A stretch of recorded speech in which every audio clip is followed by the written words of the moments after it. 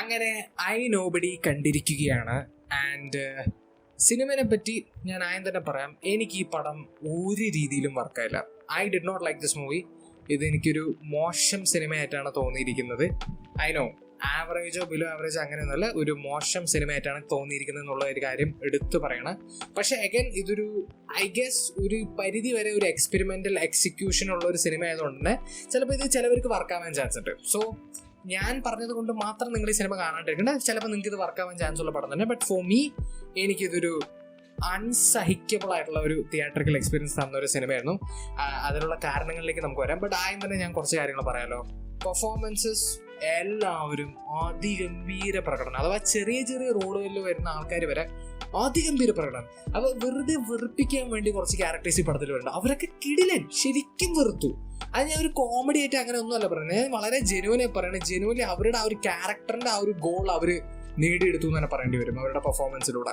പിന്നെ technically also this movie is way too good എന്ന് പറഞ്ഞാൽ ചില എഡിറ്റിംഗ് പരിപാടികൾ, ട്രാൻസിഷൻ പരിപാടികൾ, ചില ഫ്രെയിമുകൾ, ചില സീൻസ് ഷൂട്ട് ചെയ്തിരിക്കുന്ന രീതിയൊക്കെ കണ്ടപ്പോൾ I was genuinely so amazed. Because അത്രയ്ക്കും ഗംഭീര ഒരു ടെക്നിക്കൽ ടീമാണ് അത്. അവർ അവരുടെ ഗെയിമിൽ വർക്ക് ചെയ്തിരിക്കണം ഈ പടത്തിൽ വർക്ക് ചെയ്യുമ്പോൾ. And musically also this movie was way too good man. Jakes Bejoy as usual ഒരു ജേക്സ് ബിജോയ് കത്തിക്കല് തന്നെയാണ് ഈ സിനിമ. ആൻഡ് ഈ പടത്തിൽ കുറേ കോൺസെപ്റ്റ്സും കുറേ സീനുകളും ചില സീനുകൾ, ചില കോൺസെപ്റ്റ്സ്, ചില പൊളിറ്റിക്കൽ പരിപാടികൾ അവർ സംസാരിക്കുന്നതൊക്കെ എനിക്ക് ആക്ച്വലി ഭയങ്കര ഇൻട്രസ്റ്റിംഗ് ആയി തോന്നി. ജെനുവൻലി ഒരു വളരെയധികം പൊട്ടൻഷ്യൽ ഉള്ള ഒരു സിനിമയായിട്ടാണ് എനിക്ക് തോന്നിയത്. ബട്ട് പടം ആ ലെവലിലേക്ക് എത്തിയില്ല എന്ന് തന്നെ പറയേണ്ടി വരും. അതിനുള്ള കാരണങ്ങളിലേക്ക് വരുമ്പോൾ ആദ്യം തന്നെ നമുക്ക് ഫസ്റ്റ് ഹാഫിൽ തുടങ്ങാം. ഫസ്റ്റ് ഹാഫ് തുടക്കമൊക്കെ കിടിലൻ, ഓപ്പണിംഗ് സീനൊക്കെ ഗംഭീരമായിരുന്നു. ജെനുവൻലി ഫസ്റ്റ് തന്നെ നമ്മൾ ഹുക്ക് ചെയ്തിരുത്തും. പക്ഷെ പിന്നെ പടം കുറച്ച് നേരം കഴിഞ്ഞപ്പോഴാണ് എനിക്ക് ഒരു കാര്യം മനസ്സിലായത്. ഈ പടത്തിന്റെ ട്രെയിലറും ടീസറും അതുപോലെ ഈ പ്രൊമോഷണൽ മെറ്റീരിയൽ കട്ട് ചെയ്ത ഈ മച്ചാനെ ഈ പടം കണ്ടിട്ടില്ല. Because I think for me personally, ഞാൻ ഇതിന്റെ ടീസറോ ട്രെയിലറോ കണ്ടപ്പോൾ ഐ തോട്ട് ഇതൊരു മിസ്റ്ററി, ക്രൈം ഇൻവെസ്റ്റിഗേഷൻ, സസ്പെൻസ് ത്രില്ലറായും കുറച്ച് ആക്ഷൻ പരിപാടികളൊക്കെ ഉണ്ടാവും എന്നുള്ളൊരു പ്രതീക്ഷയോടെ പോയത്. പക്ഷെ ഇതൊരു ഫാമിലി ഡ്രാമ മൂവിയാണ്. അഥവാ ഇത് ജെനുവൻലി അതൊരു 60 to 70% ഇതൊരു ഫാമിലി ഡ്രാമ മൂവിയാണ്. ആൻഡ് എനിക്ക് പേഴ്സണലി അതൊട്ടും കണക്റ്റ് ആയില്ല. ഒരു രീതിയിൽ ഇമോഷണലി ഇമ്പാക്റ്റ് ക്രിയേറ്റ് ചെയ്യാതെ പോയ ഒരു ഫാമിലി ഡ്രാമ പ്ലോട്ട് ലൈൻ ആയിട്ടാണ് എനിക്ക് ഈ പടത്തെ ഫീൽ ചെയ്തത്. അവിടെയാണ് അത് പാളിപ്പോയത്. ഇത് കണക്ട് ആവുന്ന ആൾക്കാർക്ക് ഈ പടം ഇഷ്ടപ്പെടാനുള്ള എല്ലാവിധ സാധ്യതയുണ്ട്. But for me it did not connect. അവിടെ തന്നെ പടം ചെറുതായി കൈവിട്ടു പോയി. പക്ഷേ അപ്പോൾ പോലും ഇന്റർവെല്ലിന്റെ അടുത്തേക്ക് എത്തുമ്പോൾ ചില സീനുകളായിക്കോട്ടെ, ചില പരിപാടികളായിക്കോട്ടെ കണ്ടപ്പോൾ എനിക്ക് കുറച്ച് ഇൻട്രസ്റ്റ് വരാൻ തുടങ്ങി. ഐ വാസ് ലൈക്ക് ജെനുവൻലി ഇതേ ഗ്രാഫ് പിടിച്ച് ഇങ്ങനെ മുകളിലോട്ടേക്ക് പോവുകയാണെങ്കിൽ സെക്കൻഡ് ഹാഫും ഇതൊരു കിടിലൻ പടമായാണ്. പക്ഷേ ഫസ്റ്റ് ഹാഫ് അവസാനിച്ചപ്പോൾ ഒരു above average decent first half എന്ന് തോന്നിപ്പിച്ച എന്നെ കൊണ്ട് ഒരു വളരെ അൺസഹിക്കബിൾ ആയിട്ടുള്ള ഒരു സെക്കൻഡ് ഹാഫിലൂടെയാണ് അവർ കൊണ്ടുപോയത് എന്ന് തന്നെ പറയേണ്ടി വരും. Second half was totally disappointing. ഒരു ഹ്യൂജ് ബ്ലണ്ടർ ആയിട്ടാണ് എനിക്ക് സെക്കൻഡ് ഹാഫ് ഫീൽ ചെയ്തത്. Second half it becomes A very straight forward, predictable, cliche, generic cat and mouse chase. First half already predictable ആണ്, സെക്കൻഡ് ഹാഫ് അതിലും predictable ആണ്. അതിൻ്റെ മുകളിൽ ഒരു രീതിയിലുള്ള ഹുക്കിംഗ് എലമെന്റോ എൻഗേജിങ് എലമെന്റോ സർപ്രൈസ് എലമെന്റോ ഇല്ലാത്ത ഒരു കുറേ അധികം സിനിമകളിൽ കണ്ട ടൈപ്പ് കാറ്റ് ആൻഡ് മൗസ് ചേസ് ആയിട്ട് ഈ സിനിമയുടെ സെക്കൻഡ് ഹാഫിൽ പടം മാറുന്നുണ്ട്.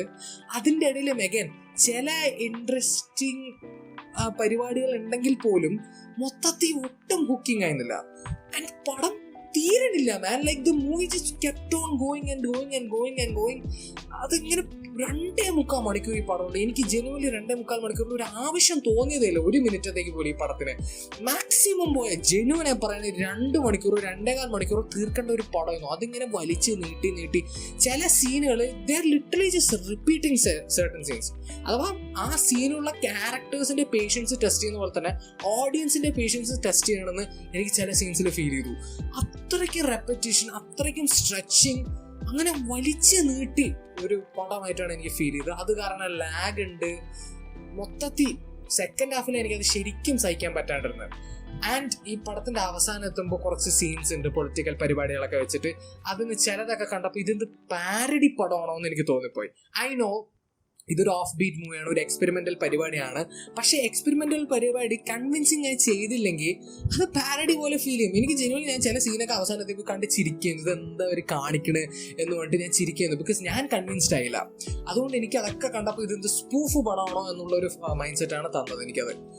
അങ്ങനെ മൊത്തത്തിൽ ഒരു എബോ ആവറേജ് ഡീസൻറ്റ് ഫസ്റ്റ് ഹാഫും ഒരു ടോട്ടലി അൺസൈക്കബിൾ ആയിട്ടുള്ള ഒരു സെക്കൻഡ് ഹാഫ് ആയിട്ടാണ് ഫീൽ ചെയ്തിരിക്കുന്നത്. ബട്ട് എന്നെ ഏറ്റവും കൂടുതൽ നിരാശപ്പെടുത്തിയ ഒരു ഫാക്ടർ എന്ന് പറഞ്ഞാൽ ഞാൻ ഒരിക്കലും പ്രതീക്ഷിക്കാത്തൊരു കാര്യമായിരുന്നു ഈ പടം.